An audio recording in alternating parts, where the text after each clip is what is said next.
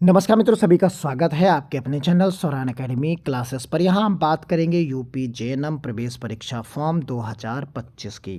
Science, art, commerce, क्या इन तीनों सब स्ट्रीम से इंटरमीडिएट करने वाले छात्र क्या एप्लीकेबल होंगे इस पर्टिकुलर फॉर्म के लिए? क्या वो जेएनएम कर सकते हैं? तो आइए समझते हैं पूरी बात को। देखिए, जैसा कि यहाँ पर बुलेटिन में दिया गया है कि यूपी जेएनएम यानी यूपी जेट के नाम से जो ये फॉर्म है, ये फॉर्म समस्त निजी यानी प्राइवेट संस्थानों के लिए है। आप सभी लोग देख लीजिए, 2 से 14 मई तक यानी 2 अप्रैल से लेकर 14 मई तक आप इस फॉर्म को अटल बिहारी वाजपेयी मेडिकल यूनिवर्सिटी पर ये भर सकते हैं। इसके अलावा यहाँ पर जो डिटेल दी गई है उसे आप देख सकते हैं। परीक्षा शुल्क जो इसकी है, जो फॉर्म की शुल्क है, वो 3000 रुपये है। अनरिजर्व्ड और ओबीसी कैंडिडेट के लिए, अनुसूचित जाति अनुसूचित जनजाति के लिए 2000 रुपये निर्धारित की गई है। यहाँ पर बाकी जो पात्रता मापदंड है यानी एलिजिबिलिटी, उसमें कहा गया कि 17 साल के आप कैंडिडेट होने चाहिए, वो भी 31 दिसंबर 2025 को इससे 17 साल के हो जाएं या इससे बड़े हो जाएं तो आप फॉर्म को भर सकते हैं। कहा गया कि अंग्रेजी के साथ आप कक्षा 12 उत्तीर्ण हो, यानी 10+2 का मतलब होता है कक्षा 12। तो यानी कक्षा 12 जो है आप यहाँ पर उत्तीर्ण होना आपको अनिवार्य है। ये चीज़ आप यहाँ पर समझ लीजिए। अब यहाँ पर कहा गया है कि किसी भी मान्यता प्राप्त बोर्ड से योग्यता परीक्षा एवं अंग्रेजी में न्यूनतम 40% अंक अनिवार्य हैं, यानी कि जो है 40% अंक आपके होने ही होने चाहिए।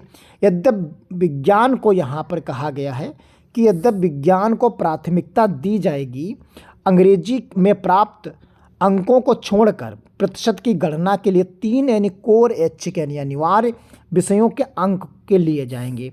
इसके अतिरिक्त यह सुनिश्चित हो कि अभ्यर्थी का अंग्रेजी में उत्तीर्ण अंक हो।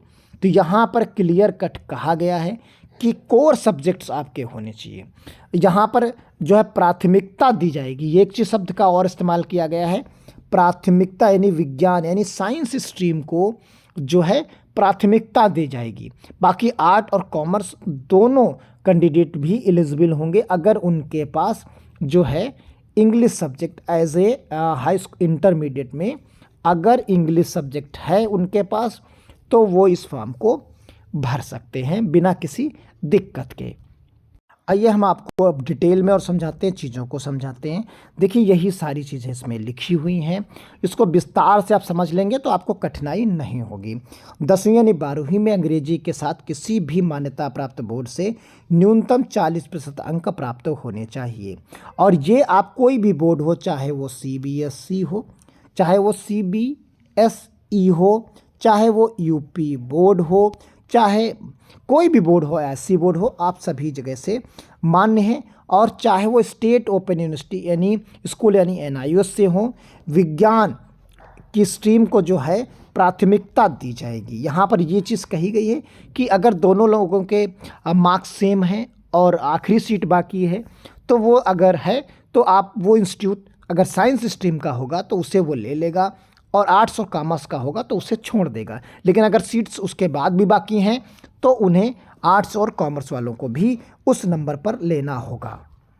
सबसे इम्पोर्टेंट लाइन जो यहाँ पर कही गई है कि 12वीं में 3 मुख्य यानी कोर इलेक्टिव विषय होने चाहिए। आधार पर प्रतिशत की गणना की जाएगी, जिसमें अंग्रेजी के अंकों को शामिल नहीं किया जाएगा। हालांकि उम्मीदवारों में अंग्रेजी में पासिंग मार्क प्राप्त करना अनिवार्य है, यानी वो पास होना चाहिए, बस इतना ही काफ़ी है। अब यहाँ पर कोर सब्जेक्ट के बारे में समझ लेते हैं। तो कोर सब्जेक्ट जो है आपका, उसकी लाइन को समझिए कि 12वीं कक्षा में उम्मीदवार 3 मुख्य यानी जो 3 विषय होते हैं वो मुख्य विषय होते हैं, उनको हम इलेक्टिव विषयों के अंकों के प्रतिशत की गणना के लिए कहते हैं। अब यहाँ पर आप देख सकते हैं कि अंग्रेजी में पास होना अनिवार्य है। अब सबसे समस्या जो है यहाँ पर कोर सब्जेक्ट को लिखा गया है। अब कोर सब्जेक्ट क्या होते हैं उनको आप समझ लीजिए। तो कोर सब्जेक्ट जो है कक्षा जो उम्मीदवार 12वीं कक्षा में अपनी स्ट्रीम यानी कोई भी स्ट्रीम हो सकती है, जैसे साइंस, आर्ट, कॉमर्स या वोकेशनल के तहत चुनते हैं। अब जिससे आप इंटरमीडिएट कर रहे होंगे उसमें 3 सब्जेक्ट आपके मेन होंगे। जैसे ये आमतौर पर जो विषय होते हैं उनमें स्ट्रीम में अनिवार्य या वैकल्पिक इलेक्टिव होते हैं, जैसे उनके आधार पर उम्मीदवार शैक्षिक योग्यता का मूल्यांकन किया जाता है। जैसे कि जेएनएम कोर्स के संदर्भ में साइंस स्ट्रीम को प्राथमिकता दी जाएगी, इसलिए साइंस स्ट्रीम को कोर सब्जेक्ट पर विशेष ध्यान दिया जाता है। अब यहाँ पर आप देख सकते हैं, जैसे अगर हम कोर सब्जेक्ट के हिसाब से बात करते हैं तो साइंस स्ट्रीम में जो कोर सब्जेक्ट्स होते हैं आपके, वो भौतिक विज्ञान, रसायन विज्ञान और जीव विज्ञान होते हैं। यानी यह गणित कहीं कहीं पर गणित लागू होता है। अगर आप इनमें कंप्लीटली पास हैं तीनों विषय में, किसी में आरटी यानी रिपीट एग्जामिनेशन जो टेस्ट है वो लगा तो नहीं है, इनके मार्क्स सही हैं, तभी आप इस फॉर्म को भर सकते हैं।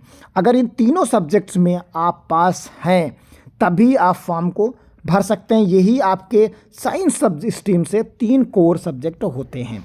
अब हम बात करेंगे दूसरे के, यहाँ आर्ट स्ट्रीम की बात करते हैं। तो आर्ट स्ट्रीम में आप पाएंगे कि आर्ट स्ट्रीम में उम्मीदवार जेएनएम कोर्स के लिए पात्र हैं, बशर्ते उनके पास 40% अंक होने चाहिए। जैसे इतिहास, भूगोल, नागरिक शास्त्र, यहाँ पर पॉलिटिकल साइंस और यहाँ इकोनॉमिक्स, सोशोलॉजी, इनमें से कोई 3 मुख्य विषय अगर आपके पास हैं, इनमें से जो आपको 5 यहाँ पर विषय दिए गए हैं, इनमें से कोई जो है 3 विषय आपके पास हों और साथ में आपके पास इंग्लिश होनी चाहिए, तभी आप इस फॉर्म को भर सकते हैं।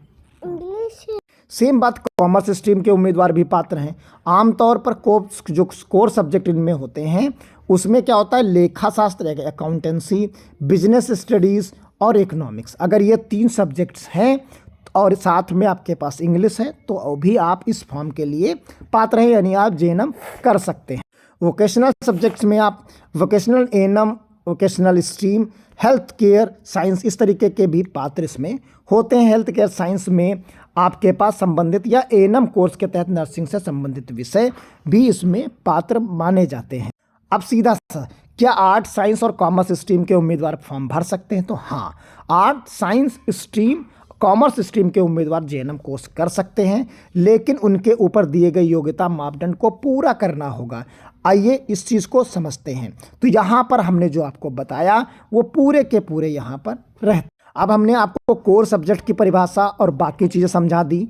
यानी हाँ, आर्ट, साइंस और कॉमर्स के सभी उम्मीदवार जेएनएम फॉर्म के लिए जो है भर सकते हैं, बशर्ते उनके पास जो है 3 सब्जेक्ट जो कोर हमने सब्जेक्ट्स बताए हैं आर्ट और साइंस और कॉमर्स में, उनमें जो है जनरल और ओबीसी के लिए 40% और एससी एसटी के 35% होने चाहिए। अंग्रेजी पासिंग मार्क हो और 12वीं में पूरी तरह से वो पास हो, कोई सप्लीमेंट्री बाकी नहीं होनी चाहिए कोर सब्जेक्ट में। क्लियर? अगर कोर सब्जेक्ट में सप्लीमेंट्री बाकी है तो वह फॉर्म को भर नहीं सकते। हालांकि साइंस स्ट्रीम वालों को प्राथमिकता मिल सकती है, लेकिन ये आर्ट और कॉमर्स स्ट्रीम वालों के लिए बाधा नहीं है। अगर आपके पास अपनी मार्कशीट है और आप अंकों की गणना करवाना चाहते हैं तो भी आप हमें कमेंट बॉक्स में भी बता सकते हैं और हम आपको इसकी डिटेल के साथ समझा सकते हैं। तो उम्मीद करते हैं आप एलिजिबिलिटी बिल्कुल समझ गए होंगे। अगर कहीं कन्फ्यूजन है तो कमेंट बॉक्स में ज़रूर बताइएगा। धन्यवाद। जय हिंद, जय भारत।